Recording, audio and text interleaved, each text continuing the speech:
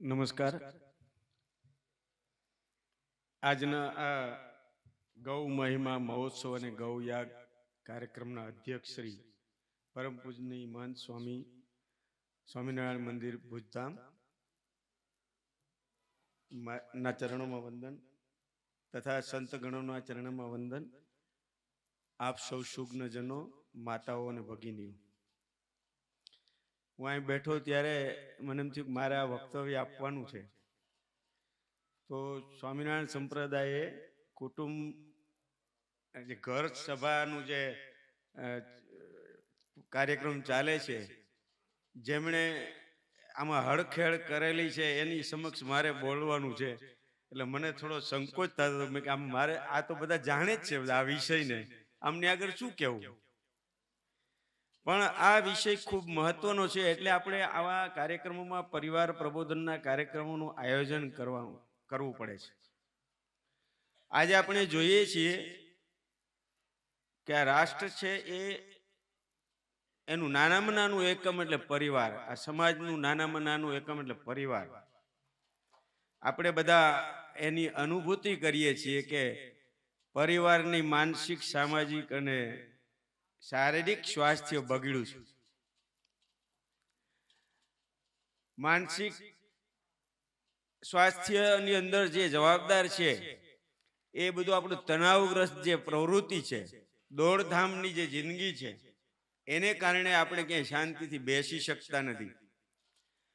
અને એ પ્રવૃત્તિ અંદર એટલા બધા આપણે રચા પૈચા રહી છે કે માણસ ક્યારે માનસિક રોગનો ભોગ બને અને આપઘાત કરવા પ્રેરાય છે. શારીરિક સ્વાસ્થ્ય તો આપને ખબર છે કે હમણાં સ્વામીજી ગૌ આધારિત ખેતી અને પ્રાકૃતિક ખેતી અને એને કારણે જે સુધારવા, શારીરિક સ્વાસ્થ્ય સુધારવાનો જે પ્રયાસ ચાલી રહ્યો છે.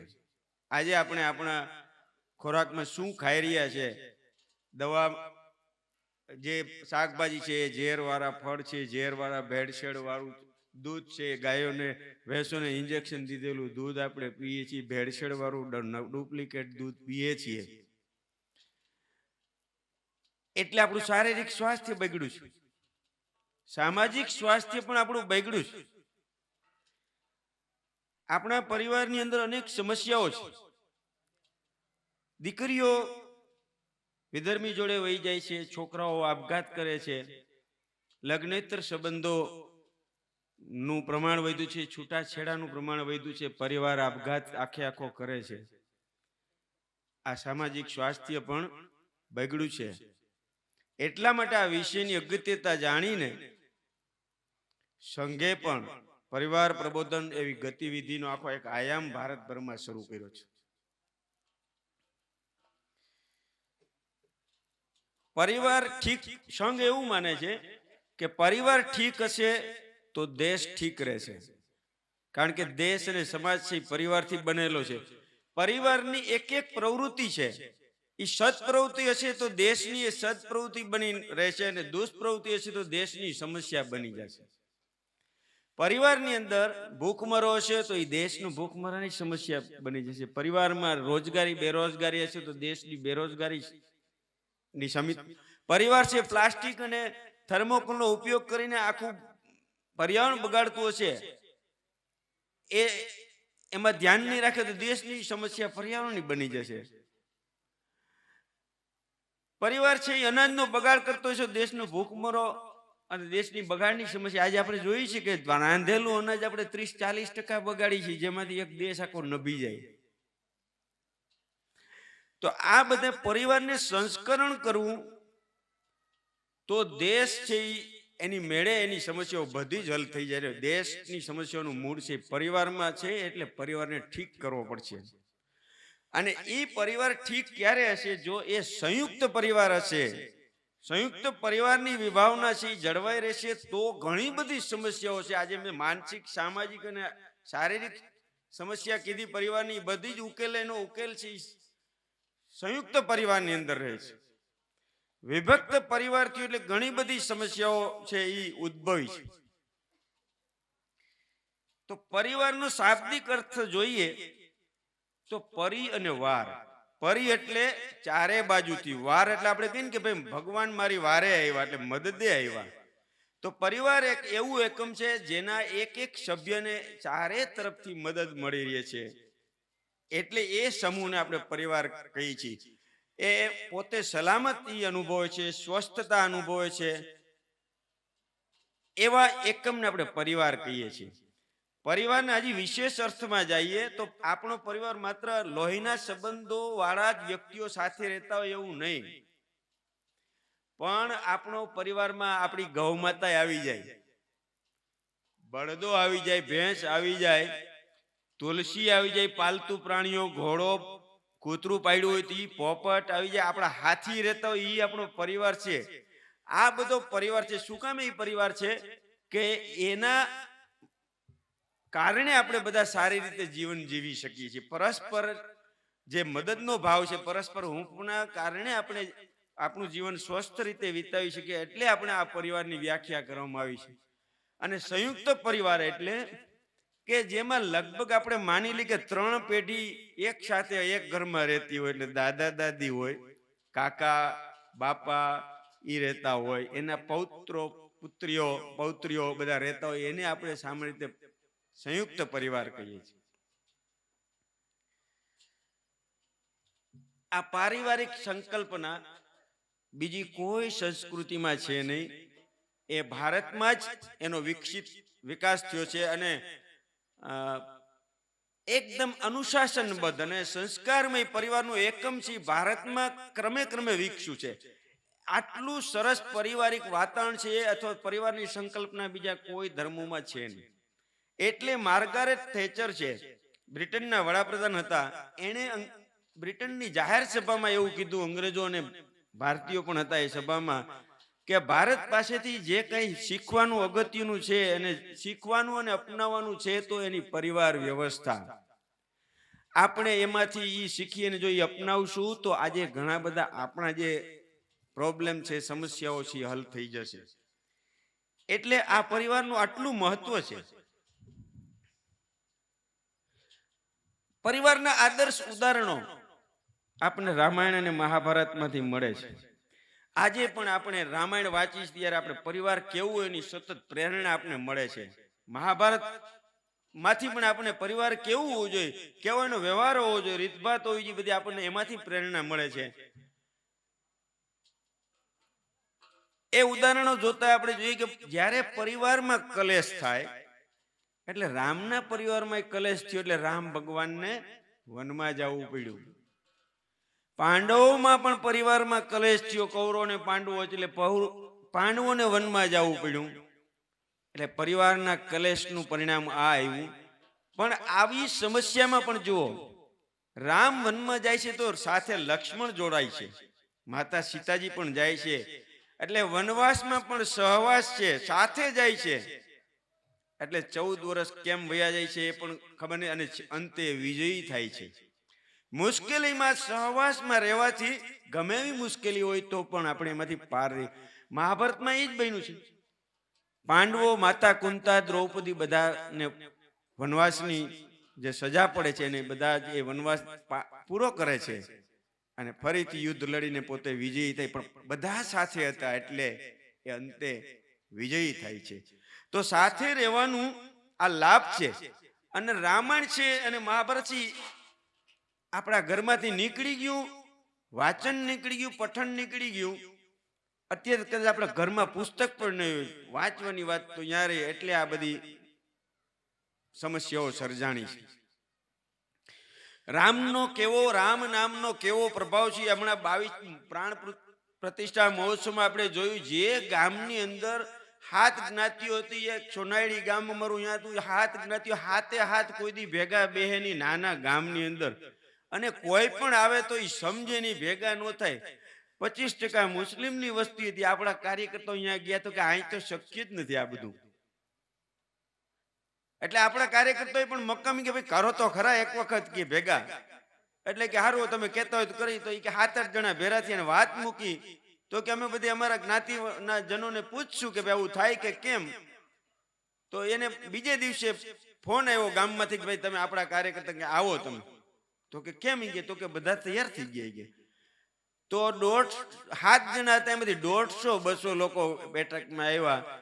એટલું જ નહીં, ગામે નક્કી કર્યું કે આપણે બધા આ ઉત્સવ ઉજવો, ગામનું સમૂહ ભોજન રાખવાનું છે. અને સમૂહ ભોજન રાખી તો મુસ્લિમો આપણે તો વ્યવહાર તો છે જ કે એને એકલા છોડાય, તો એને ભેગા પડે ઈ આવી ગયા. બોલો, ઈ આવી ગયા, બધા સાથે ભોજન લીધું ને એમણે કીધું કે અમારે પણ આમાં ફાળો દેવો જોઈએ. આ રામનો પ્રભાવ દરેક ભેદ છે ને મિટાવી દીધા. જે ભેદ મિટાવવા કોઈનું કામ નથી, પણ એક આવું તો ગામે ગામ બન્યું છે.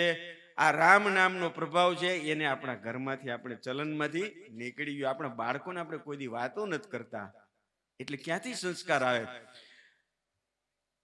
મહાભારતનું પણ એવું જ છે. જો કેટલી ચાલાકીથી આપણા ઘરમાંથી મહાભારત કાઢી નાખ્યું. આ પણ એક ષડયંત્ર હતું.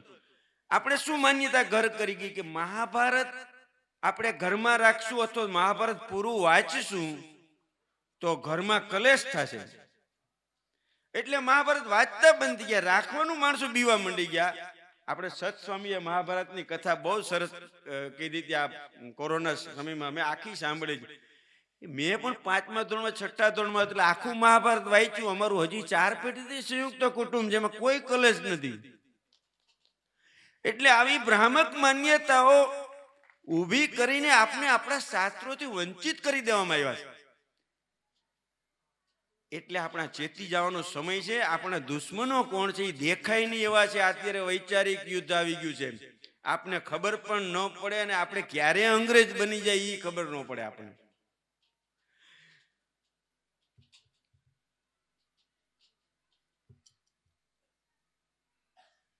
સંયુક્ત પરિવાર છે એ વાસ્તવમાં એક પુસ્તક વગરની શાળા છે. શાળાની અંદર આપણે માહિતી અને અક્ષર જ્ઞાન પ્રાપ્ત થાય છે, પણ સંયુક્ત પરિવાર છે એ પુસ્તક વગરની શાળા છે. જે કઈ પરંપરા અને આપણી રીતભાતો છે, આપણી ધાર્મિક સંસ્કારો છે, કુટુંબમાં કેમ રહેવું જોઈએ, મૂલ્યનિષ્ઠ જીવન કેવું હોવું જોઈએ, એ આપણને ઘરમાંથી મળે છે. અને દાદા દાદી છે એના આચાર્ય છે, કાકા બાપા છે એના શિક્ષકો છે. હું તો કહું, આજે દાદા દાદી ઘરમાં રાખતા નથી. વાસ્તવમાં દાદા દાદી તો જીવતા સીસીટીવી કેમેરા છે. પરિવારની દરેક પ્રવૃત્તિ પર એની નજર હોય છે કે કોણ ઘરમાં મોડો આવે, કેમ દીકરી મોડી આવી, કોણ બીમાર છે, આજ ઘરમાં શું બન્યું છે, મહેમાન આવવાના છે તો શું આયોજન કરવાનું છે, આ પર્યાણ કેવું કરવાનું છે, બધી વસ્તુ છે એ દાદા દાદી એમના અનુભવને કારણે માર્ગદર્શન આપે છે. આપણે એને ઘરમાંથી રવાના કરી દીધા.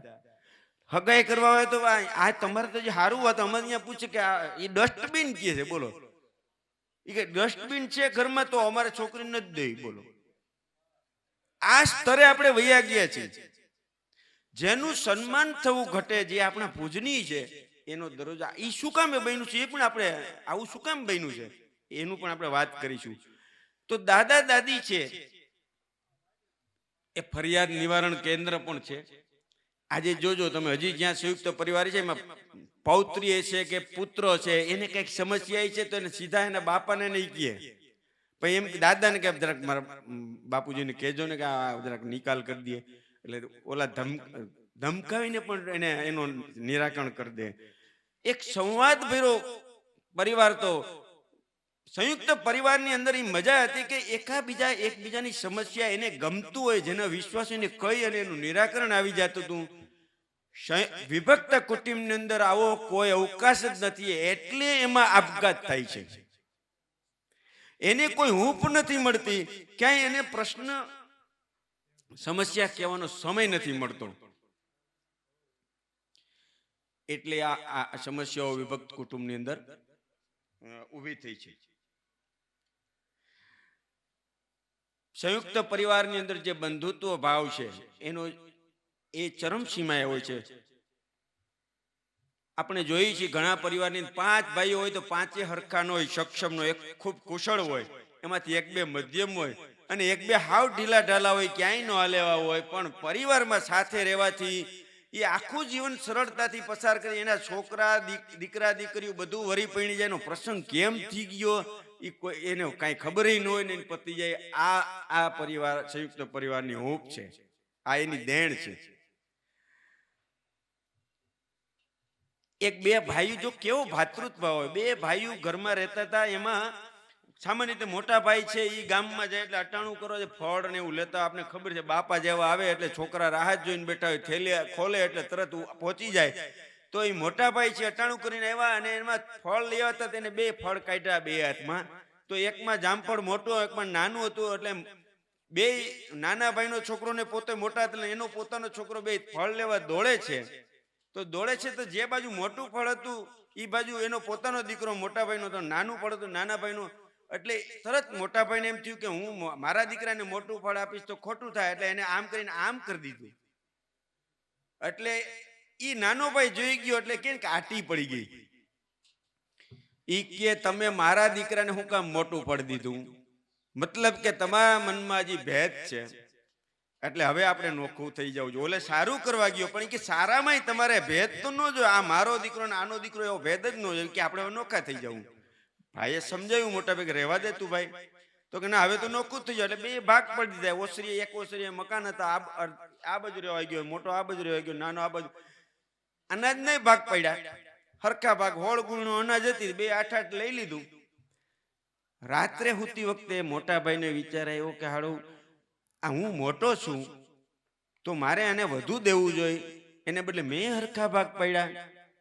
લાઈ કે એક ગુણ રાતે છે ને ઉઠી એક ગુણ લઈ અને નાના ભાઈના થપ્પા મૂક્યા. આવો જ વિચાર રાતે નાના ભાઈને હારું કે મોટો ભાઈ આખી જિંદગી આ વહીવટ કે ઘસાઈ ગયો અને મેં એની પાસેથી હરખે હરખા ભાગ લીધા, મારે મોટા ભાઈને એક ગુણ વધારે દેવું છે. ઈ રાતે ઈ ઉઠ્યો, ઈ એક ગુણ ઉપાડીને આઈ મૂક્યો. હવે બે જો ખાલી બે હરખી ગુણ આપણી કઈ ભૂલ થઈ છે કે હું છે એમ કઈ બોલ્યા નહીં. પાછા બીજે દિવસે બીજી રાત્રે પાછા ઉઠ્યા કે આ મારી કઈક ભૂલ થઈ હોવી જોઈએ કે ઘણો ભાગ પડો. પાછા એ બે ઓલા ગુણ ઉપાડી આને ગુણ, બે રાતે ભેગા થઈ ગયા. બે ભેગા થઈ ગયા અને બે ગુણ્યું મૂકી દીધી નીચી અને રડી પીડ્યા ને બે પેટી પીડ્યા. એ કે હાલ હાલ હવે કે બધા ભેગા થઈ જાય, આવું ક્યાં સુધી ચાલશે? આ ભાતૃત્વ ભાવ, આવા સંસ્કારો આપણા હતા. મારું નહીં તારું પેલા વિચારતા હતા. મારું મારું થયું એટલે આપણે નોખા થયા, પણ મારું નહીં પેલા તારું. ઈ વિચારસરણી છે ઈ આપણને આ પાશ્ચાત્ય શૈલીએ આખી ફેરવી નાખી. આપણે સ્વકેન્દ્રી બની ગયા એટલે પરિવાર છે ની સમસ્યાગ્રસ્ત બની ગયું. સૌથી મોટું છે ઈ સુરક્ષા કવચ, સંયુક્ત પરિવાર. 5 ભાઈઓ હોય ને એક હમથી રહેતા હોય, કોઈ ગામના એની સામે ઝઘડો કરે, આપને ખબર હોય કે આની યાર બોલાય નહીં, ત્યાં લાકડીઓ લઈને ઘરે પહોંચી જાય બધા ભેગા થઈને. એ સુરક્ષા કવચ. બીજું આર્થિક સુરક્ષા કવચ. જો 5 ભાઈઓ રહેતા, આપણે કહેવત છે માણાવાળા એટલા નાણાવાળા. એ આર્થિક સુરક્ષા કવચ ઈ એને મળી રહે. સંયુક્ત પરિવારો ભલે સામાન્ય પરિવાર પણ એની 5 ભાઈઓ ભેગા છે. એને એમ થાય ગામમાં દુકાન લેવી હતી, ભાડ દેરાની કોઈ પણ વિચાર કરે લઈ શકશે, મકાન લેવું તરત લઈ શકશે. એકલો જ છે તો એને આ બધું લેવું છે ગજાબારની વાત છે. અને કોઈ ઈ શું કામે લઈ શકે છે? એને એમ થાય કે આમાં કઈક વાંધો આવ્યો હોય તો આપણે 5 ભેરા છે. એ વિશ્વાસ સાથે ઈ કામ કરે છે. એટલે જે ખરીદવું હોય ને એ ખરીદી લે, એવું એક આર્થિક સુરક્ષા કવચ. આજે આપણે દરરોજ છાપામાં વાંચજો તમે, એક દી ને બે દી એમ થાય કે પરિવાર આર્થિક ભીષને કારણે આખું પરિવાર સામૂહિક આપઘાત કરી લીધો. શું કામે? ઈ એકલા રહેતા હતા એટલે.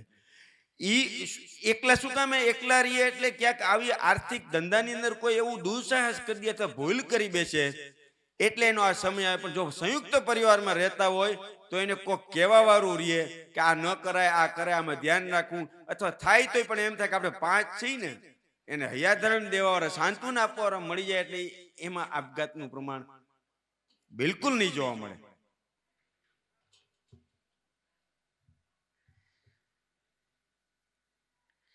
વ્યક્તિ સ્વાતંત્ર્યનું એક મોટામાં મોટું છે ને ભ્રમ ફેલાયો આપણા સમાજમાં કે સંયુક્ત પરિવારમાં વ્યક્તિને સ્વતંત્રતા હોતી નથી. હાવ ધર્મૂળથી ખોટી વાત છે. હું તમને કહું, સૌથી સ્વતંત્રતા જો આપને હોય ને વ્યક્તિને તો સંયુક્ત પરિવારમાં છે. કેવી રીતે? પહેલા આપણે સંયુક્ત પરિવારમાં હતા એટલે આપને ખબર છે, આપણી બેન છે ઈ આપણે માવતર છે, ઈ લગ્ન થયા પછી મહિનો મહિનો દી રોકાતા, કોઈ દી વાંધો આવતો. શું કામે? ત્યાં બીજી દેરાણી જેઠાણી 5 હોય તો એ બધું કામ છે એક અહીંયા આવે તો ખબર ન પડે. ત્યાં ઈ ઠીક, પણ આ દેરિયા જેઠિયા હોય ઈ પણ આપણે આપણો ભાઈ હોય તો બેન ને કઈ કામ આવ્યું કે હાલો ભાઈ 10 દી આપણે મહેમાન લગ્ન હતા જમાયું ની 3-4 દી આવી જતા, બેનું છે 8-10 દી આવી જાય. શું કામે? એ બધા ભાઈઓ હતા. આજે તમે એક પાનનો ગલો હોય ને એકલા જો તમે હેઠા ન ઉતરી શકો. ક્યાંય કોઈ દી આમાંથી મને યાદ કરો, ક્યાંય કોઈ દી છેલ્લા કેટલા સમયમાં તમે કોકની ઘરે રાત રોકાણા તમારા હગાની? શું કામ નથી રોકાતા રાત? બેનો નથી રોકાઈ શકતા. શું કામે? બેન જો ગયા હોય ને માવતર નહીં તો હાંજે પાછું હોય તો સવારે રાંધીને જવું પડે એને ભાઈનું. એટલે ઓલો ટાઢું ખાઈ હાંજે પાછું એને ભાગવું પડે, કારણ કે હાંજે પાછું કોણ એને જમાડે? સંયુક્ત પરિવારમાંથી કેટલી સ્વતંત્રતા, જેને જ્યાં જવું ત્યાં જાય. બધા હવે પાંચ ભાઈઓ જુદા હોય તો 5 ખરખરે જવું પડે, 5 લગ્ન પ્રસંગમાં હાજર રહેવું પડે, 5 અટાણું કરવા જવું પડે. ક્યાં એમાં નવરાઈ રહી? ઓલામાં તો એક ભાઈ વહીવટ કરતો એ બધું આ બતાવતો હોય, એ લગ્ન પ્રસંગ આ ખરખરા બધું ઈ જ કરે, બાકીના બધા મોજ કરે. એટલે આ સ્વતંત્રતા નામને હાવ એટલે હાવ હોબાળો ઉલટાના પેલાની અંદર પરતંત્ર થઈ જાય. હવે જો હમણાં મહેમાન આપણે શું કામ નથી રોકાતા ખબર? મારી અહીંયા મહેમાન હું એકલો જોઉં, બરોબર? હું મારે 8 વાગે નોકરીએ જવાનું જ હોય. મારી અહીંયા મહેમાન રાત તો કઈ કેવી રીતે? હું નોકરી હોય કોની યાર વાત કરે? ઈ કંટાળી જાય એટલે એ કે ભાગો અહીંથી. એટલે આ બધું આપણું લૂંટાઈ ગયું. પણ પેલા શું હતું, આપણે 5 બધા ભાઈઓ હોય તો એક જણો ગમે જાય તો મહેમાન 4 જણા તો હોય જ ભેગા. ખેતરે હાટો મારી આવે બધું. એનો ટાઈમ ક્યાં હોય ખબર ન પડે. મહેમાન એટલે 3-3, 4-4 દી રોકાતા. આજે તમે આમાંથી હું તમને કહું, કોઈ હાથ નહીં ઊંચો કરે છેલ્લા 2 વર્ષમાં કોકની ઘરે રાત રોકાણા હોય તો મહેમાન તરીકે. આ ઈ પરિણામ છે. બાળકોનો ઉછેર અત્યારે સમસ્યા બની ગયો વિભક્ત કુટુંબની અંદર. આ વિદેશમાં આપણે અહીંથી જો ઓલા બાળક થાય ને અહીંથી એની માં કાંઈ બા એની બાને બોલે 6 મહિને તમે અહીં આવો, કારણ કે 2 નોકરી કરતા હોય. બાળકને કેમ ઉછેરે? નોકરી ન કરતા ઘરે હોય તો એક જ બેન છે, એ ઘરમાં એક જ હોય, એ બાળક ઉછેરે. હું એને હિચકાવે, ખવડાવે, પીવડાવે કે રસોઈ કરે કે શું કરે? એટલે એવડી મોટી એને કારણે કંટાળીને આજે એમ કે બાળકો ઝંઝટ થઈ ગયા. એટલે એક જ બાળક જ નથી જોતું. આ પરિસ્થિતિ અહીંયા આવીને પહોંચી ગઈ. સંયુક્ત કુટુંબ છે તો બાળક કેમ મોટા થઈ જાય કોઈને ખબર ન પડે. એની મા બાપને તો ખબર ન હોય. મોટા થઈ જાય દાદા દાદી ભેરા રમતા રમતા આખું ઘર એને રમાડતું હોય અને બાળક સહજ રીતે ઉછરી જાય, ખબર પણ ન પડે. આ બધા દૂષણો આવ્યા એ વિભક્ત કુટુંબને કારણે. અને મોટામાં મોટું મેં અનુભવ કર્યો બીમારી. વિભક્ત કુટુંબમાં બીમારી પડે ને એટલે એવી પરિસ્થિતિ વણછી આઠણે આપણા વજન ખાઈ ખાઈને એવડા થઈ ગયા કે 4 જણા ઉચકાવાળા જોઈતી એને ક્યાંક આપણે ટેક્સીમાં કે એમ્બ્યુલન્સમાં લઈ હકી. એકલો હોય શું કરે? આપણી શારીરિક ક્ષમતા તો હાવ વેગી છે. આપણે 20 કિલો ગુણી નથી ઉપડતા, આપણે કેને ઉપાડી શકીએ? અને બાજુમાં છે આપણા જેવો જ છે, એ કઈ હાજર નહીં હોય, એ દુકાને ગયો છે. દવા કાંઈ મને આ અનુભૂતિ કરેલી છે. મેં આ વાતું એમણે નથી કરતો કે આપણે એને દવાખાનામાં ઉતારીને કેમ લઈ જવું છે મોટી સમસ્યા થાય. અને 5 જણા ઘરમાં હોય તો કોઈને પૂછવું પડે. જે હોય એક જણો દવાખાને. મારા બને બીમાર પડ્યા હતી આ અલમસ્ત, અને એને 2 દીકરા હતા. એ 2 અને એને એવું બધું ઓલું થઈ ગયું કે એ પકડવા પડે 2 જણાએ, નહીં તો નળિયું કાઢ નાખે બધું. એનો મને ફોન આવ્યો કે મામા બીમાર છે, કેમ મારે જાવું, તમે આવો તાત્કાલિક. હું ગયો તો હું દવા લેવા ગયો, એ 2 જણા પકડી રાખે તો એનો મેળ આવ્યો. હવે રાતે કેમ રહું? એ મજબૂત, એને પકડી હું આપણે કેટલો ટાઈમ પકડી રાખે આખી રાત? તો એના પરિવારમાં ભાઈઓ કુટુંબ હતા, એમાં એટલો બધો સંપ હતો કે આખા 8-10 છોકરાઓ આવી ગયા. આખી રાત 2-2 વારા કાઢી અને એને 8 દિવસ સુધી રાખ્યા. આ પરિસ્થિતિ આપણે અનુભૂતિ કરીને તો સમજાય કે આપણું પરિવાર મોટું હોય તો શું ફાયદો થાય. ખરેખર મુશ્કેલી થાય. એકલા તમે નિર્ણય નહીં લઈ શકો. તમે બીમાર માણસ જો વિભક્ત કુટુંબમાં બીમાર માણસ આજે તમે છાપવું વાંચો, બીમાર માણસ એની કોઈ કાળજી રાખવાનું ન હોવાને કારણે લાંબી બીમારી છે એ લોકો કંટાળીને આપઘાત કરી લે છે. કારણ કે એની પર કોઈ બેહવાવાર જ ન હોય. એક ભાઈ ને ઈ હોય, ઈ ભાઈ વયું ગયો નોકરીએ, બેન નોકરી કરતા ઈ વહી ગયા, બાપા એકલા પછી મોતના જ વિચાર આવે. એની પડખે બેસો તો એને દવા કરતા એ કામ વધુ કરે. અમેરિકામાં મારા એક ભાઈ ગયા હતા, ઈ ત્યાં અમેરિકામાં ગયા પછી ત્યાં એને કોઈક સગા બીમાર હતા ની ખબર કાઢવા ગયા, તો એ જોતા હતા, એ આખો દિવસ એની કોક ખબર કાઢવા આવતું જ તું, સામે દોડ્યો હતો. એ બધું આ જોતો હતો ટગર ટગર કે અહીં તો માણા ટ્રાફિક જામ જ છે કે કોક આવે જ છે. પછી આજે અમેરિકા ગયા હતા, એ મારા મિત્ર એને મળવા ગયા, એટલે એ એટલું બધું ભાવાવેશ થઈ ગયો કે હારું આ તમારું ગજબની પરંપરા છે કે મને એ કે કોઈ અઠવાડિયું જે મળવા નથી એવું ખાલી ફોન ઉપર કહી દઈએ ગુડ મોર્નિંગ ને એ જે કઈ ને કેવું હોય કોઈ ફરકતું નથી. માણા એમ મરી જાય સહવાસ વગર.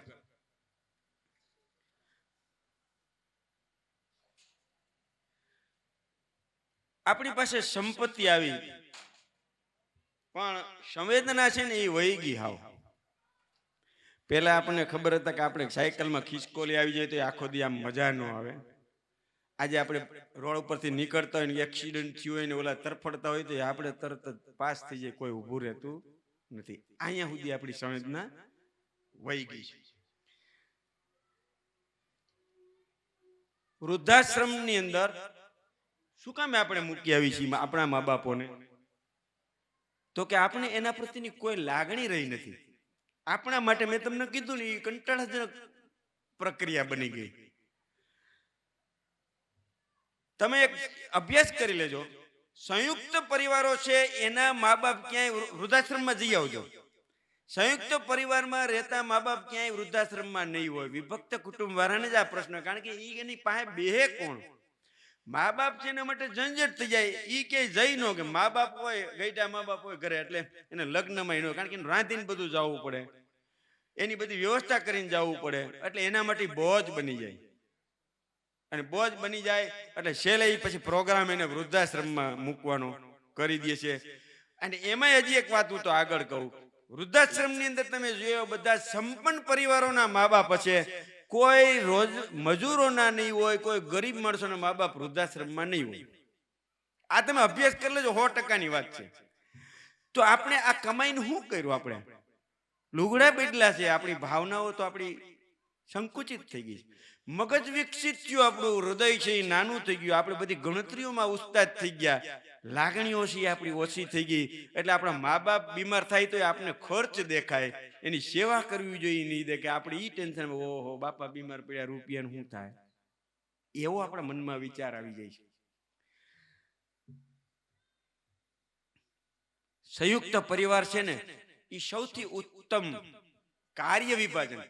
એમાં જેની જે કુશળતા હોય ને એને મળી જાય. જો સંયુક્ત પરિવારમાં 25-30 માણસો, 35 માણસો, મેં હમણાં હું કાશી ગયો તો અમારો આખો કાર્યક્રમ હતો, ત્યાં 280 લોકોનું પરિવાર હતું. બોલો, તમે માની ન ગો. અને 82 લોકોનું પરિવાર તો બધું અમારે હાજર હતું ત્યાં કાશીમાંથી, એને ઉપસ્થિત કરતા હતા સ્ટેજ ઉપર. આ 82 લોકો પરિવાર એટલે કોણ હતા? એ આદિવાસી વિસ્તારમાંથી, મહારાષ્ટ્રમાંથી. અને એ બધા ભેરા રહેતા હતા, બધાને ઓયડા એક સાથે 10-15 રૂમ ને એવું બધું નાના નાના કોન્ટ્રાક્ટ રાખતા હતા. નહીં, એને કઈ વાંધો નથી બોલો ભેગા રહેવામાં, એટલા મોટા પરિવારો. તો પરિવાર છે એ, મેં અમારે અહીંયા એક પરિવાર છે એમાં 5 ભાઈઓ હતા. મેં કીધું આ તમે શું કરો કામ ને? એ કે બધાયના કામ નક્કી હોય. જેને વાસણ ઉટકવાનું સફાઈનું કામ કરતું એ બેન ઈ કરે, રસોડાનું કામ જેને હૂતું એ રસોડાનું કામ કરે, ખેતીનું કામ જેને હૂતું એ કરે, અથાણામાં જેની માસ્ટરી હોય અથાણા બનાવે, ખેતીમાં જેનું જે કામમાં જેની પાવર તો એ કરે, અને જે વ્યવહાર કુશળ હોય એ સામાજિક પ્રસંગો ઉકેલે. બધા જ પોતપોતાના કામમાં ગમતું કામ હોય એ બધાને મળી રહે. અને વિભક્ત કુટુંબમાં તો કે છોકરા એને રાખવાના, રસોઈ એને કરવાની, સફાઈ એને કરવાની, કપડા એને ધોવાનું, બધું એને કામ કરવાનું. આવડતું હોય કે ન આવડતું હોય, રાંધતા સારું ન આવડતું હોય પછી ભાઈનું જે થવું હોય થાય, પણ કરવાનું તો એને જ રહે. તો જે કૌશલ્ય વ્યક્તિગત, એ કૌશલ્ય છે એ પરિવાર, સંયુક્ત પરિવારમાં જ વિકસે છે. આજે જો તમે કોઈ ખીચડી છે એમાં શું છે ભાઈ બીજી એમાં રેસીપી? ખાલી મીઠું અને હળદર અને મગ અને ચોખા. દરેકે દરેક ઘરની ખીચડી તમે ખાજો અલગ જ છે. 4 જ આઈટમ છતાં અલગ. શું કામ? એ કુશળતા છે. અછાણું ઘરે ઘરનું અલગ છે, એ એની કુશળતા છે. એ કુશળતા છે એ વિભક્ત કુટુંબમાં લુપ્ત થઈ જાય, કારણ કે એ વિભક્ત હોવાને કારણે, એની પર ટાઈમ ન હોવાને કારણે એનું શું થઈ ગયું, તો રાંધવાની આરા છે ને બજારમાં ખાતો થઈ ગયો, ફાસ્ટ ફૂડ બધા સીધા ખાતો થઈ ગયો, અને એને કારણે આખી એક જીવનશૈલીમાં બદલ આવી ગયો અને રોગનું ઘર બની ગયું.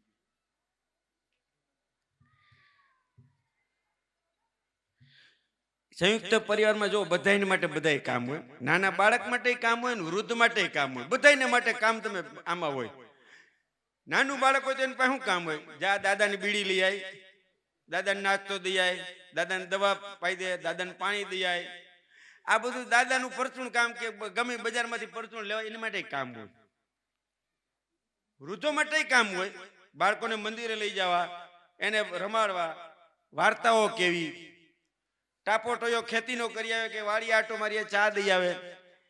સંયુક્ત પરિવાર એટલા માટે તમે જોજો, જે સંયુક્ત પરિવાર છે એમાં બાળકોને મોબાઈલનો પ્રશ્ન ઓછામાં ઓછો હોય છે, કારણ કે એને કામ છે. તમે બાળક શું કામે મોબાઈલમાંથી વ્યસની થઈ જાય, ટીવીનું શું કામ વ્યસની થઈ જાય, કારણ કે એની પાસે કોઈ વિકલ્પ નથી.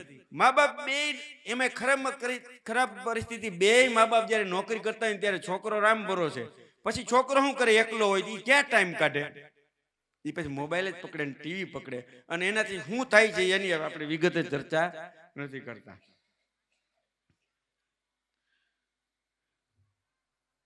સંયુક્ત પરિવારની અંદર એક એક વ્યક્તિ છે એની અંદર વિશેષતા હોય છે.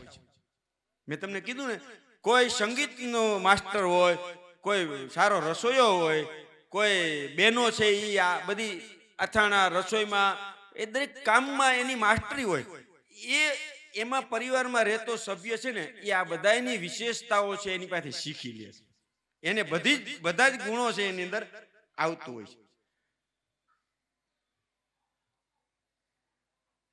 સંતાનોની અંદર જે વિભક્ત કુટુંબમાં રહેતું હોય એ સંતાન અને સંયુક્ત પરિવારમાં રહેતું હોય સંતાનમાં હાથી ઘોડાનો ફેર હોય. આજે તમે જોજો, કોઈ પણ મા બાપ છે સગપણ કરવાનું હશે તો દીકરી છે એમ કે આ સંયુક્ત પરિવારમાં રહીને ન્યાથી લેવી છે. શું કામ હે ભાઈ? તો કે એમાં ઉછેર એનો એવો થયો છે, તો એક તો એની અંદર કામ કરવાની વૃત્તિ હશે, એની અંદર ઘણી બધી આવડત હશે, સમર્પણ ભાવ હશે, સહનશીલ હશે અને અનુશાસન પણ હશે. કોઈ પણ પરિસ્થિતિમાં એ રહેવા માટે શીખી જશે. અને વિભક્ત પરિવારમાં ઉછરેલું સંતાન છે જિદ્દી હશે.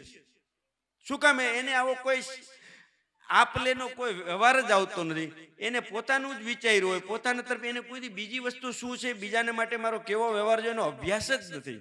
એટલે એકદમ સ્વાર્થી બની જશે અને એવું જિદ્દી બની શકે, એને જે જોઈએ એમાં જરા કઈ ફેરફાર હશે એટલે એ સહન નહીં કરી શકે.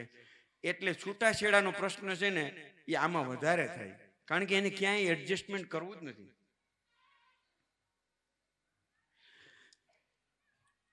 અમેરિકામાં જેલના કેદીઓનો અભ્યાસ છે, બ્રિટનમાં કે અમેરિકામાં, કે આ લોકો આવા ખૂંખાર કેદી કેમ થયા.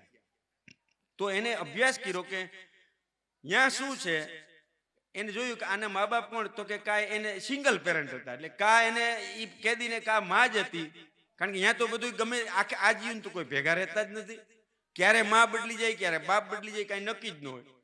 એટલે કે આ છે ને બધાને કાં તો માં હતી અને કાં તો બાપ હતો, કાં તો બેય નહોતા એ વધારે ખૂંખાર થયા. શું કામે? એને જીવનની જે હું પ્રેમ જે મળવો જોઈએ એ મળ્યો નહીં, એને હંમેશા કઠોરતાનો જ સામનો કર્યો પડે, એટલે એનો સામનો કરતા કરતા એવા કઠોર બની ગયા. એટલે મા બાપ અને પરિવારમાં સારા પરિવારમાં ઉછરેલું સંતાન છે એ ગુનાહિત પ્રવૃત્તિઓથી દૂર રહે છે અને સદાચરણ વાળું વ્યક્તિત્વ એનું બનતું હોય છે. આપણે આપણી સંસ્કૃતિ આજે આપણે હિન્દુ તરીકે બેઠા છે એનું કારણ પણ પરિવાર વ્યવસ્થા છે. 800 વર્ષ મોગલોએ જે નુકસાન કર્યું આપણને, એને ભૌતિક નુકસાન કર્યું, આપણે માયરા કાપ્યા, મંદિરો તોડ્યા, પુસ્તકો સળગાવ્યા, છતાં પણ આપણે બચી ગયાનું શું કારણ? આ બધા વિધિ વિધાનો આપણા પરિવારમાં સાબુત હતા. પરિવારમાં રામાયણ મહાભારત હતી, આપણા કર્મકાંડ વિધિ વિધાનો પરંપરાઓ ઉત્સવ બધું આપણે પરિવારમાં કરતા હતા. એટલે બહાર ભલે ગમે તે બગડી જાય, આપણું બીજ છે એ સચવાઈ રહ્યું હતું સંસ્કૃતિનું એ પરિવારના કારણે. અંગ્રેજોએ આપણને ભૌતિક નુકસાન કર્યું, શારીરિક માનસિક નુકસાન કર્યું. એ એટલી ચાલાકીથી એને નુકસાન કર્યું કે એ આપણને ખબર પણ ન પડે. એને શું કર્યું? મંદિરો સળગાવવાની કોઈ જરૂર નથી, પુસ્તકો સળગાવવાની કોઈ જરૂર નથી. તમે એનામાંથી શ્રદ્ધા ડગાવી દો એટલે મંદિરમાં જાતો બંધ થઈ જાય, એટલે મંદિર આપોઆપ પડી જાય. તમે એને મહાભારત ગીતા છે એ કાલ્પનિક છે, બધું જ આપણું શાસ્ત્ર આયુર્વેદ છે, અંબક છે, ઉટવિદુ છે, એવું આપણા મગજમાં છે એ ભરાવી દીધું. આપણી શ્રદ્ધા ઉપર એને કુઠરાઘાત કર્યો, એને મોટામાં મોટું નુકસાન કર્યું. ગીતાને હળગાવવાની જરૂર નથી, પણ ગીતા તમે વાંચો જ નહીં એટલે એની મેળે જ ખતમ થઈ જાય. મહાભારત તમે ખોલો જ નહીં એટલે એની મેળે પૂરું થઈ જાય. આ નુકસાન અંગ્રેજોએ કર્યું એની આપણે ખબર પણ નથી શિક્ષણના માધ્યમથી. એટલે પરિવાર સંયુક્ત હોવાને કારણે આજે હજી એને જે ધાર્યું હતું, મેકોલેએ કીધું હતું ને કે હું જે શિક્ષણ પદ્ધતિ આપું ઈ આ લોકો ભણશે, એટલે બધા જ કાળા અંગ્રેજો હોય છે, સવાયા અંગ્રેજો હોય છે, ઈ પોતાની સહી અંગ્રેજીમાં કરતા થઈ જાય. અંગ્રેજ પાત્રમાં ઈ કે કોઈ પણ મહાપુરુષોના વખાણ કરતા થઈ જાય છે અને પોતાના શ્રદ્ધા કેન્દ્રો ઉપર છે એને આ તો હંબક છે એવો ભાવ આખો પેદા કરી દેશું. પણ હજી સફળ નથી, કારણ કે ક્યાંક ક્યાંક હજી ગુરુકુળો છે એટલી બચાવી દે. જો આપણે અંગ્રેજી માધ્યમ, હમણાં જ હું અહીંયા જ્ઞાન બાગ છે અમારું, અહીંયા ગુરુકુળના ઉત્સવમાં ગયો હતો. એક શિક્ષણ તમે ક્યાં લેશો એનો કેવો પ્રભાવ હોય છે. કાર્યક્રમ પૂરો થઈ ગયો એટલે જમવા જવાનું હતું અમારે બધાય. મને ખબર નહોતી કે આની ભોજનશાળા ક્યાં છે, એટલે મેં આવડું નાનું બાળક ત્યાં ભણતું હતું. એ બાળકને હું હોય તો બધા ઉતાવળમાં રમત હોય ને બરોબર, આપને જવાબ દે. મેં એને પૂછ્યું ભાઈ આ ભોજનશાળા ક્યાં છે, તો એને શું કર્યું ખબર? એ કે ચાલો. એ મારી સાથે આવ્યું નાનું બાળક, અને મને ભોજનશાળા સુધી મૂકી ગયું. મને એના ઉપર માથે હાથ મૂકવાનું મન થઈ ગયું. જો આના સંસ્કાર આ કોને આપ્યા? કોન્વેન્ટમાં ભણેલું બાળક છે ને એ તમને જવાબે નહીં દે. આ ફેર છે, આજે સમજી જવાની જરૂર છે. આપણે આપણા બાળકને શું બનાવવું છે? પ્રાઇવેટ સંસ્થાઓમાં આપણે મૂકી, ત્યાં કોઈ સંસ્કારની પ્રક્રિયા નથી. અંગ્રેજી માધ્યમમાં ભણાવી અને તમે તમારા બાળકને અંગ્રેજ બનાવો છો. અંગ્રેજી સાહિત્યની પરિવારની કોઈ સંકલ્પના જ નથી. એ ક્યાંથી આપણે આપણી સેવા કરશે, મા બાપને સાચવશે? આપણે ક્યાં જઈ રહ્યા છે એનો કોઈ વિચાર જ નથી કરતા. આપણે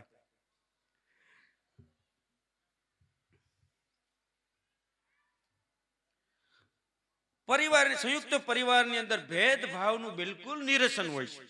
એનો મુખ્ય જે છે એ બિલકુલ તટસ્થતાથી રહીને પરિવારનો વહીવટ કરતો હોય છે. એટલે પરિવારમાં જો એક વસ્તુ તમે સમજી લેજો કે કોઈ પણ સંસ્થાની પ્રગતિ, એ ઉદ્યોગ ગૃહ હોય, વેપાર ગૃહ હોય કે સંસ્થા હોય કે પરિવાર હોય, એનો મુખ્ય, એનો નેતૃત્વ કરનાર માણસમાં જો વાલા દવલાની નીતિ હોય તો એ સંસ્થા પડી ભાંગે.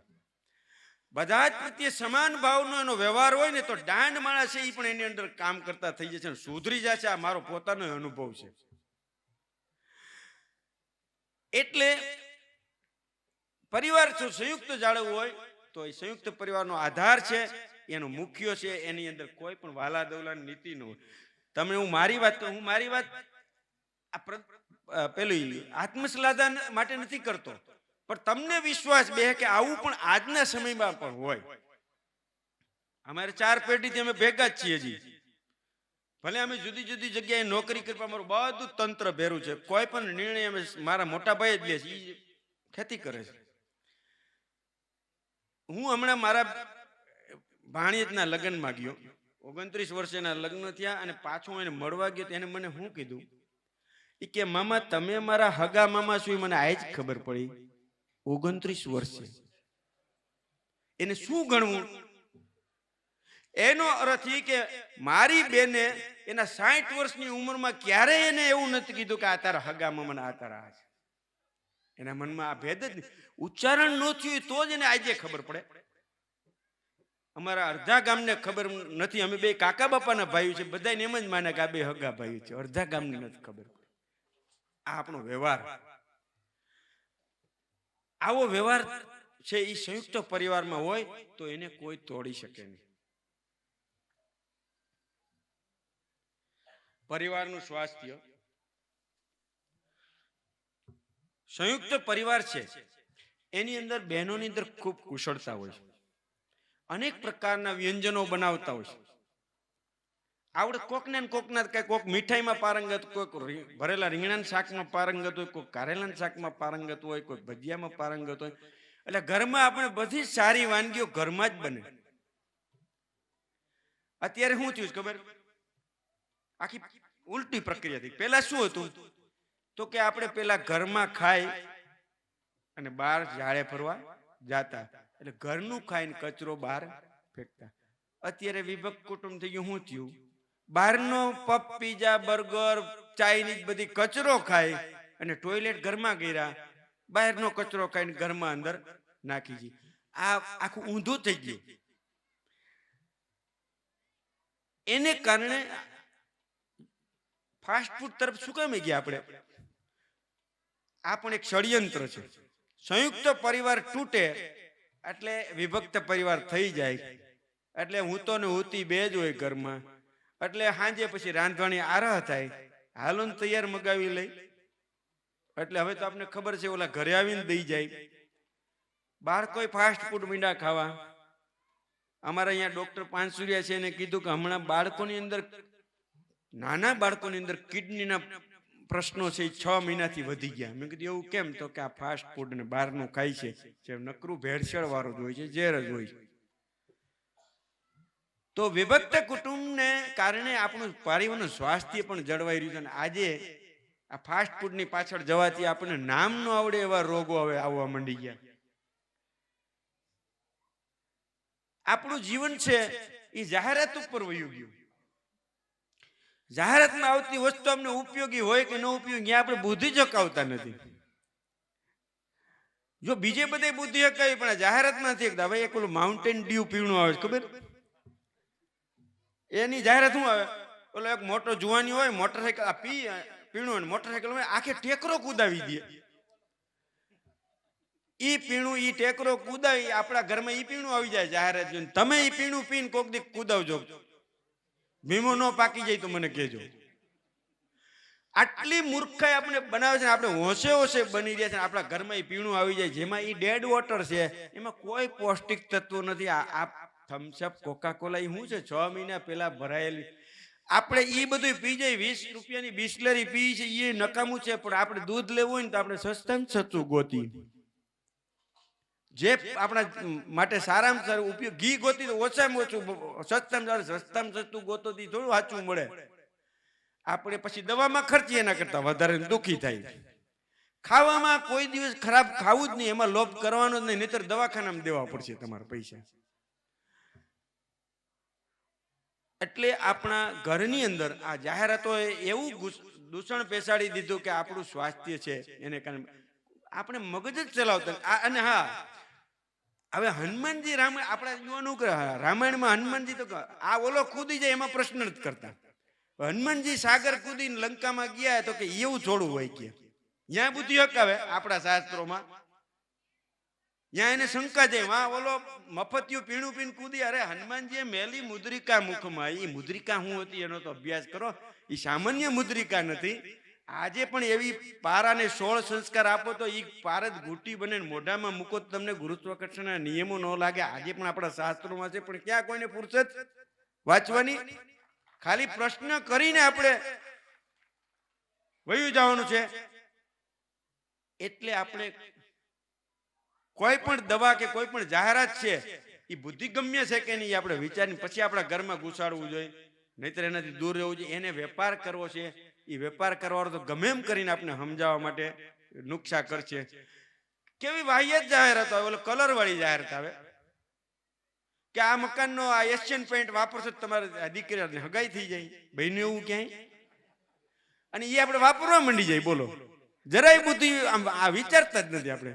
તો જો એને કલર લગાડવાથી થઈ જાય તો અત્યારે વાંડા બિચારા છોકરા કેટલાય રખે કે હાલો મકાન હું આપણે પોતાના મોઢા રંગી નાખી જો એશિયન પેઇન્ટ હગાઈ થતી હોય.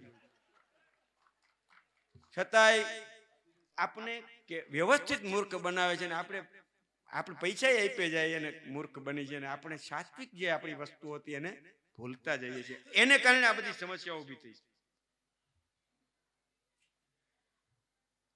આટલું સરસ સંયુક્ત પરિવારનું મહત્વ હતું, એના ફાયદાઓ આટલા હતા, છતાં આજે પરિસ્થિતિ એવી આપણે બચાવવા માટે હવાતિયા મારવા પડે.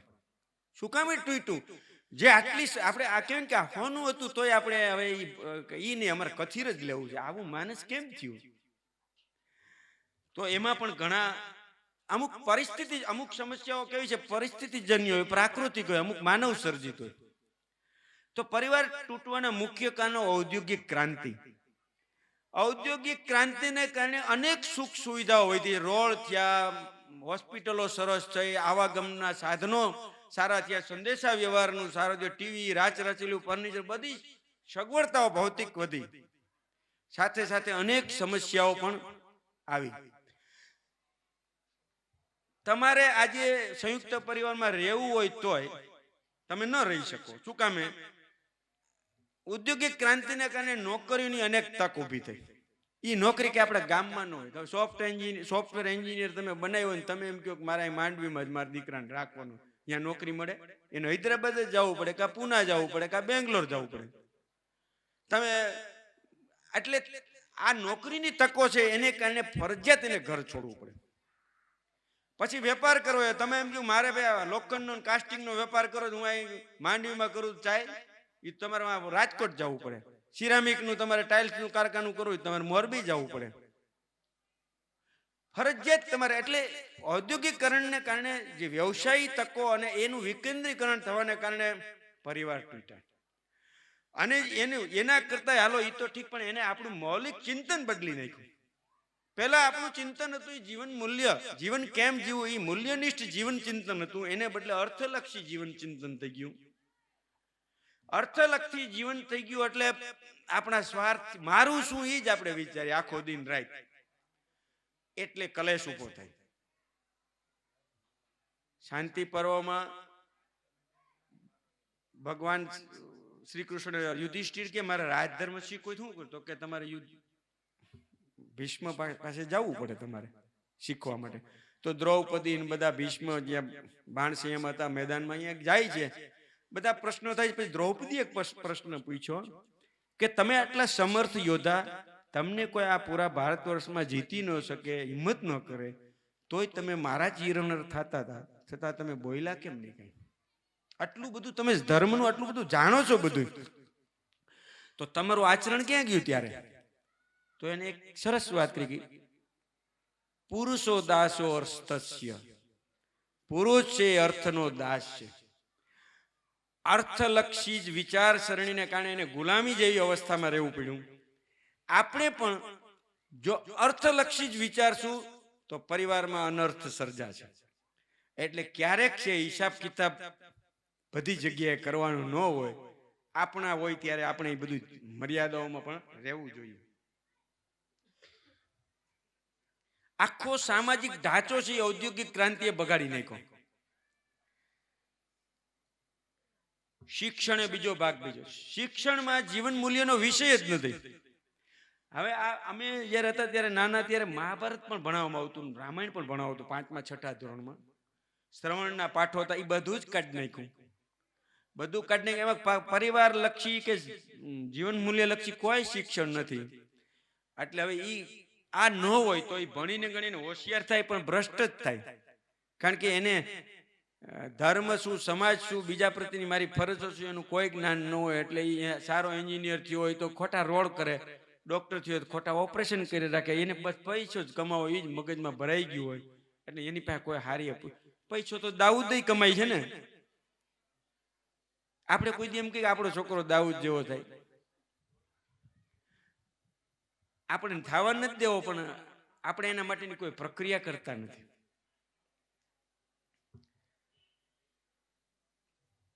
અંગ્રેજી માધ્યમમાં ભણાવવાનો એક આખો ક્રેઝ ચાલ્યો છે. એનો એક આખો અલગથી વિષય લઈ શકાય. પણ એનાથી શું દુષ્પરિણામ આવે? અંગ્રેજી સાહિત્યમાં ક્યાંય પરિવારની સંકલ્પના જ નથી. એટલે એ ભણાવીને તમે તમારો વૃદ્ધાશ્રમમાં મૂકવાનો પ્રોગ્રામ જ કરો છો તમારી જાતે જ. કોક હું મૂકે કે આપણે નો જ આપણા છોકરાઓને તૈયાર કરી. હોસ્ટેલ કલ્ચર, જે પ્રાઇવેટ હોસ્ટેલો છે એ ખાલી ફી જ ઉઘરાવે છે, સંસ્કારની કોઈ પ્રક્રિયા નહીં.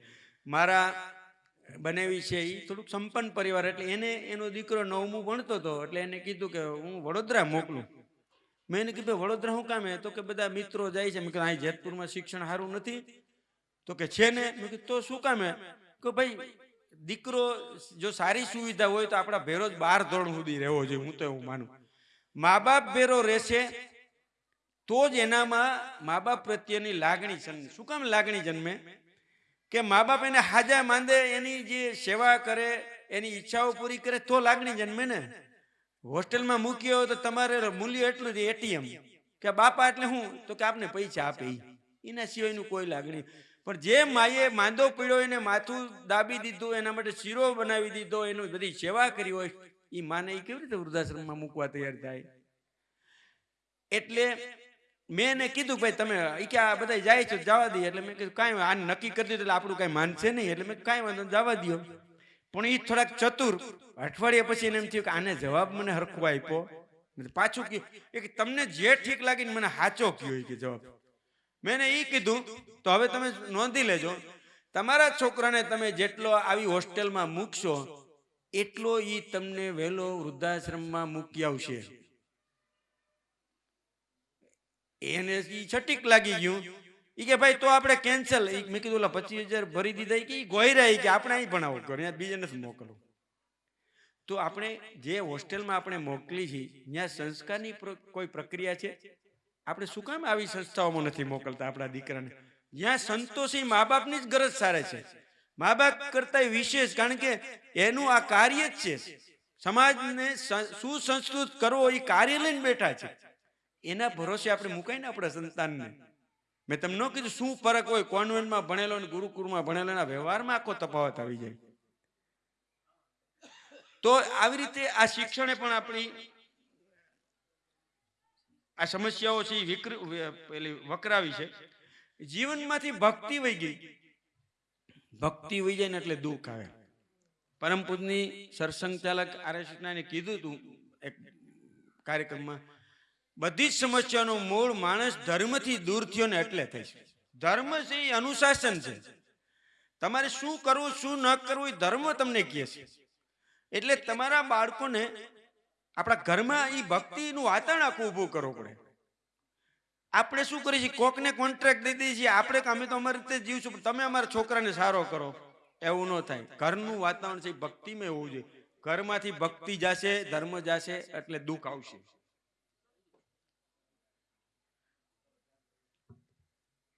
સૌથી મોટું નુકસાન ટીવી સિરિયલો એકતા કપૂરની, જેમાં જે બહેનોને ને પરિવારને જે રીતે ચિત્રો છે, બહેનોનો ક્યાં આવો વ્યવહાર જોયો તમે? લગ્નેતર સંબંધો, દેરાણી જેઠાણી એકાબીજાને કાવા, તમે એનું સ્વરૂપ જુઓ તો વિલન જેવું લાગે. બહેનોને આવું દેખાડે. બહેન છે મમતાની મૂર્તિ છે, અને કેવું વિકૃત પાત્ર રજૂ કરી. અને આ આપણે સિરિયલો વારંવાર જોઈ છીએ. એટલે આપણી જે યુવા બહેનો છે એની અંદર એક વિદ્રોહની ભાવના પ્રગટ કરે છે. અને એ પછી એને એમ થાય કે આ પરિવારમાં આમ જ રહેવાનું હોય. આપણે શું કામે ભાઈ દબાઈને રહેવું જોઈએ? આપણે શું કામે આપણા વડીલોનું સન્માન જાળવવું જોઈએ? આપણે ગમે આપણે કરી. આવો એક માનસ ઊભું થાય. એટલે આજે છૂટાછેડાના પ્રશ્નો ઊભા થયા છે આવી સિરિયલો જોઈ જોઈ.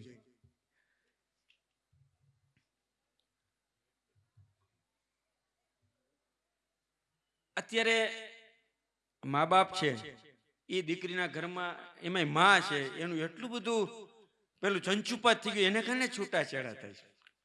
આખો દી મોબાઈલ ઉપર એને સૂચના જ આપતા હોય કે કેમ રહેવું, આમ કરું, કામ ન કરું, આપણે તારે જેઠ કરીને દેરાણી કરીને આ કરે, એવી જ સૂચનાઓ આપી રાખે. એને કારણે એક વકીલે મને કીધું 80% છૂટાછેડા છે એને કારણે થાય. મારા એક મિત્ર છે એને કીધું કે ભાઈ મારા ઘરવાળી આખો દી મારે જ વાતો કરતી હોય ગઈ. આપણું ઘરનું કામ શું છે કે મારે પછી તો એટલી બધી કે મારે કારેલાનું શાક ખાવું હોય ને તો એ હું કહું તો ન કરે. મારે સાસુ ને કેવું પડે તમારી દીકરીને જરા કહો ને મારે કારેલાનું શાક કરવું. ત્યાં સુધી પરિસ્થિતિ વણસી ગઈ.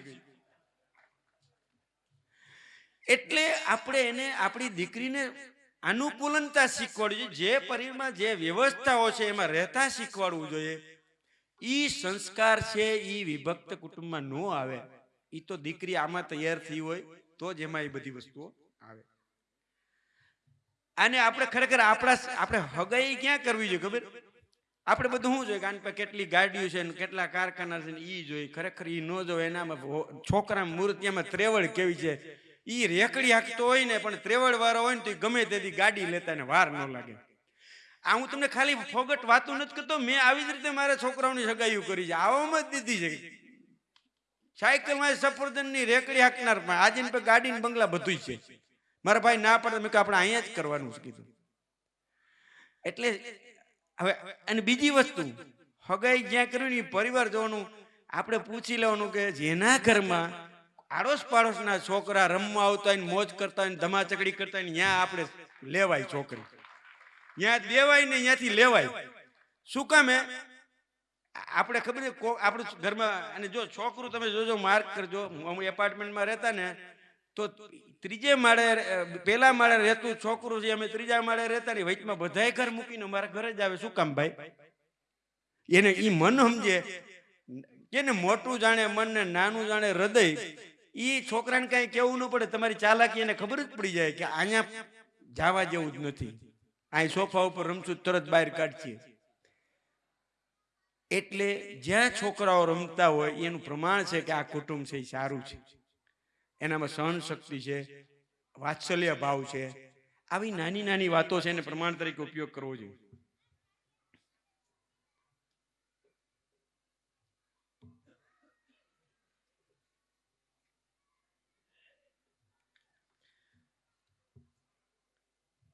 બીજું છે એક આ બહુ ખતરનાક.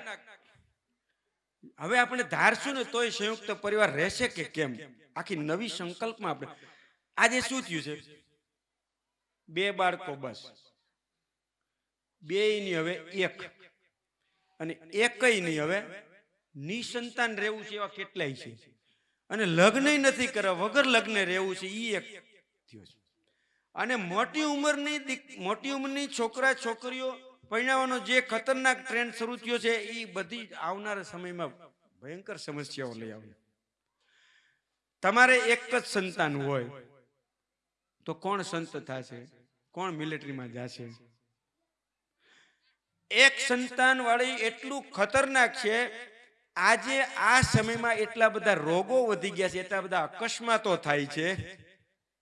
દરિયામાં ડૂબે છે કોણ? નાતા નાતા 80 વર્ષના બાપા ડૂબી ગયા એવું સાંભળ્યું. મોટરસાયકલના એક્સિડન્ટમાં કોનું થાય છે? બાપા ગુજરી ગયા એવું સાંભળ્યું. એક્સિડન્ટ થયું. સેલ્ફી લેતા લેતા કોણ 80 વર્ષના માજી પડી ગયા એવું થયું. આપઘાત કોણ કરે છે? યુવાનો જ કરે છે. એક સંતાન છે. તમારી કરોડો રૂપિયાની સંપત્તિ છે એ એક વયું જશે એટલે તમારું જીવન સ્મશાનવત થઈ જાય. કેમ આ તમને પૂછતું નથી? આટલી સામાન્ય વસ્તુ કેમ દેખાતી નથી? આદર્શ પરિવાર થી 3 સંતાનો હોવા જોઈએ. જંગલમાં ફરવા જાય ને ત્યારે એ અમને ભણાવે કે આઈડિયલ ટીમ છે 3 ની હોવી જોઈએ. શું કામે?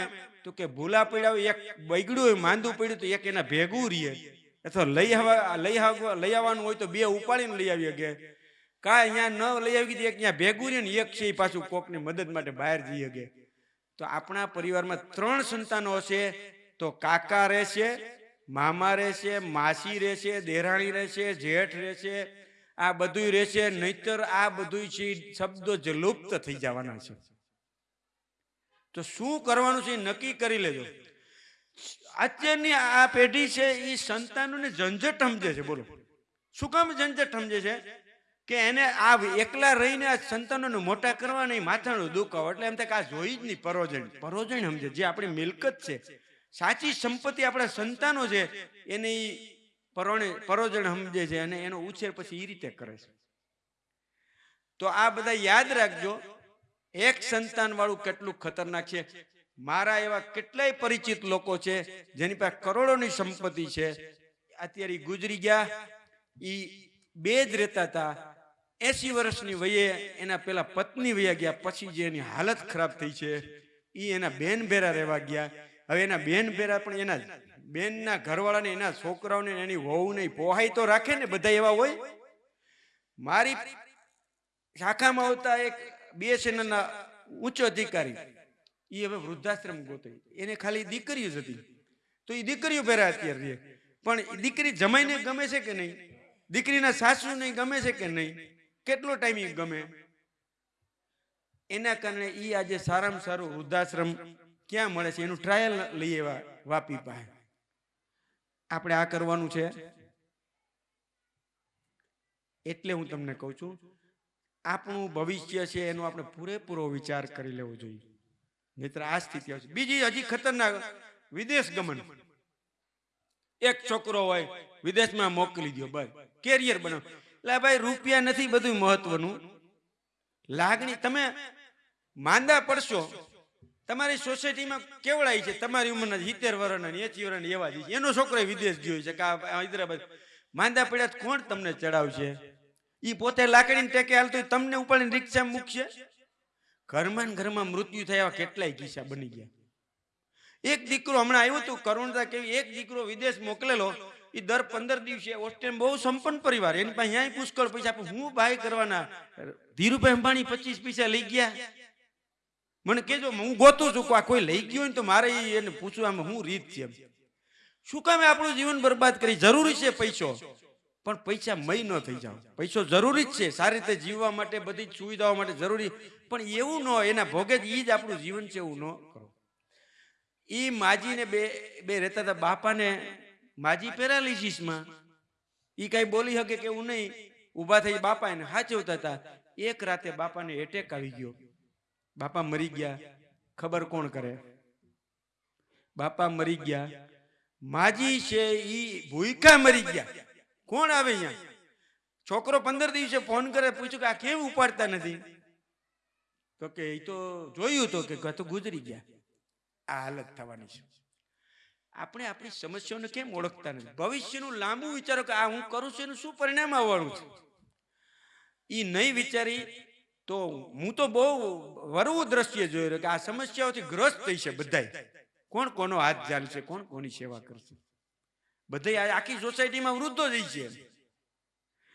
એટલે ઓછા પૈસા મળે ભલે, પણ તું અહીં નજીકમાં રહે. તરત અમે માંદા પડી તો આવી જા, નહીં તો પાણી પાવા વાળું કોઈ છે નહીં. શું કરવાની સંપત્તિ? હાલો કયો.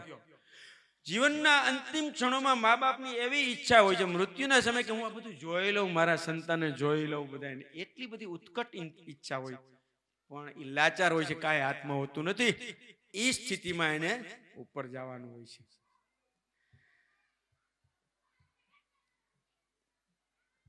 વિદેશ ગમન કરતા પહેલા 7 વાર વિચારજો. સામાન્ય વ્યવહારમાં ઉદારતાનો અભાવ. સમય પૂરો થવામાં છે, હવે બધી લાંબી વાતો નહીં કરું, પણ હું તમને આજે પણ હજી આપને પ્રેરણાદાયી પ્રસંગો બને છે. આપણા પરિવાર નહીં, કોકનાને હાચવી લેવા. ત્યાં અમારે કલાણા ગામ છે, કલાણા ગામની અંદર એના સરપંચ ગોકળભાઈ પટેલ કોકના ભાગ્યા રાખીએ ખેતીના, અને ખેતી કરે, પણ પ્રમાણિક માણસ, પોતે સરપંચ બની ગયા કલાણા. ત્યાં એક શામજી બાપા ચાવડા, એનો છોકરો સુરત, એ આડા કઈ મોકલે ન મોકલે, બાપા ને કોક દી મોકલે પૈસા હોય તો ખાઈ, નહીં ત્યારે ઉપવાસ કરી નાખે. બાપા કે આ દુઃખી જીવન જીવા કરતા ગોકળભાઈ પાસે ગયા. ગોકળભાઈ ને કીધું કે ભાઈ ગોકળ, હવે તું મને મોટી મરણના વૃદ્ધાશ્રમમાં મૂકી જાય, તારી ઓળખાણ હોય તો. એ કે આ છોકરો કઈ પૈસા મોકલતો નથી, ખાવાનું કઈ છે નહીં, શું કરવું? મારે કઈ કામ થતું નહીં. ગોકળભાઈએ જવાબ આપ્યો, બાપા વૃદ્ધાશ્રમમાં જવાય, મારે ઘરમાં વડીલોની જરૂર છે, તમે મારા ભેરાવાઈ આવો મારા ઘરમાં. આ જીવન બાપાને હાચવા. ઈ ગોકળભાઈ એટલે કોણ? આ સત્કાર્યનું પરિણામ એને ભગવાને આપી દીધું. આ હાઈબોન્ડ સિમેન્ટ નો માલિક, કિસાન જે વડાલિયા વેપર જે નમકીન, એનો માલિક ઈ ગોકળભાઈ ભાગ્યા વાવતો તો એક સત્કાર્યથી એનું જીવન પલટી નાખ્યું. આ ભક્તિ છે. બીજું ઉદાહરણ નંદનવન હાર્ડવેર, કે લોકો આપણે આપણા હગા ખૂચી ઓલા કોક ના રાખ્યા. આ ભારતીય સંસ્કૃતિ છે. નંદનવન હાર્ડવેર વાળાની ઘરે મારો મિત્ર બેઠો હતો, તો ઈ કે હું બેઠો હતો તો એક બાપા આવ્યા બહાર, અને ઓલો છોકરો છે એ નાતો ધોતો હતો, એટલે એ નાઈન પાછો આવ્યો, એટલે બાપા છે એના ઈ છોકરાને મીંડા ગચકાવા લંગરાવા. એ કે હાડા તું આ 9 વાગે ઉઠશો ને દુકાને જતો નથી, આમ તારો વેપાર ત્યાં પૂરું કરવાનો થયો, તું બધું વેચી નાખવાનો છે ને આવી રીતે જવાય, વહેલા 7 વાગે દુકાન ખુલે ને બધું લંગરાવે બધું. ઓલો હાડો હાવ નીંભરો થઈને સાંભળે બધું, હું કરે ન કરે સામો જવાબ ન દે. ભાઈ બાપા તો વયા ગયા. એટલે ઓલા અમારા મિત્રે પૂછ્યું કે ભાઈ તું તને આટલું બધું તારા બાપા ગચકાવ્યું, તું એક શબ્દ બોલ્યો તો કે મારા બાપા ક્યાં છે કે? તો કે કોણ છે? એ તો અમારા હાથી છે કે. મારા બાપા ખેતી કરતા હતા, એની હારે હાથી રહેતા હતા, પણ એ મને કહેતા ગયા કે આ બાપાને તારા આજીવન તારા ભેરા હાચવવાના છે. શહેરમાં હો એપાર્ટમેન્ટમાં રહીએ છે. ત્રીજો એનાથી છઠ્ઠીક દાખલો આપી અને હું પછી પૂરું કરું. પોરબંદરનો દાખલો. ભોદ ગામ, એમાં એક માજી 60-70 વીઘા જમીન, છોકરા નહીં, દીકરીઓ નહીં, બાપા ગુજરી ગયા. માજી ભાગ્યું દઈને કરે, પણ પછી એના કાકાને દીકરા હતા, એને જમીન આનો પડાવી લેવાનો કારો, એટલે એ કોઈક બીજાને કહી રહ્યા કે આને તમે સમજાવો, અમારા ખાતે જમીન કદી જીવતા આવી કે. તો બીજા વડીલો ગયા કે પણ કે હું જેને દઈ દઉં, પણ એ પાછું મારું ભરણ પોષણ કરશે, એની જવાબદારી તમે લેતા હોય તો આપી દઉં. તો એક મોકર ગામના ટુકડિયા પરિવારમાં હતા, એ સારા ખેડૂત હતા, સંપન્ન, એ જામીન રહ્યા, એ કાંઈ બધું તમને આ કાંઈ ન કરે, તમે ભરણ પોષણ કરશું. અને એક કોરિયા ગામના જીવનભાઈ, એને સામાન્ય પ્રેસ, એ રહ્યા અમે જામીન તરીકે, બે રાખો કે જામીન રાખ્યા, અને એ બધું ખાતે કરી દીધી ને વરસ 2 વર્ષ થયા ને છોકરા ફરી ગયા, માજીને આપતા બંધ થઈ ગયા. માજી કે હવે શું કરું? એટલે એ તો જામીન પાસે જ જાય. તો જે જામીન મોકરમાં હતા એ ભાઈ હાથ ઊંચા કરી દીધા કે હું કેટલોક ટાઈમ તમને નભાવું. હવે માજીને આકાર કે આ તો ફરી ગયા. એટલે માજી ગયા ઓલા જીવનભાઈ પાસે પોરિયા ગામમાં, એ કે ભાઈ ઓલા ના પાડી દીધી, હવે મારે શું કરવું કે તમે તમારે કારણે મેં જમીન આને આપી દીધી.